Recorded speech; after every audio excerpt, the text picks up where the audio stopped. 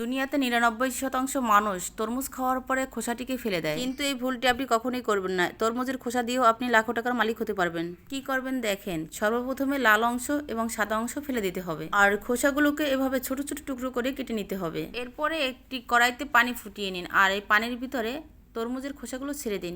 ভালো করে সিদ্ধ হয়ে যাওয়ার পরে এটাকে চুলা থেকে নামিয়ে নিতে হবে। এরপরে আপনি অন্য একটি কড়াইতে পানি এবং চিনি ভালো করে ফুটিয়ে নিন। এরপরে আগে থেকে সিদ্ধ করে রাখা তরমুজের খোসাগুলোকে চিনির শিরার ভিতরে ছেড়ে দিন। মোটামুটি 15 মিনিট হয়ে গেলে চুলা থেকে তুলে নিন।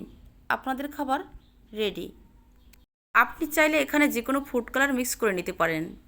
ফুড কালার মিক্স করে এটা ফ্রিজের ভিতরে 3 ঘন্টার জন্য রেখে দিন। এরপরে পানি ঝরিয়ে নিয়ে এগুলোকে রোদে শুকাতে হবে। আর এরপরে এই ক্যান্ডিগুলো দেখতেও খুব সুন্দর হবে এবং খেতেও মজাদার হবে। ক্যান্ডি ঘরে বসে তৈরি করার টিপসটি কেমন হলো কমেন্টে জানাবেন।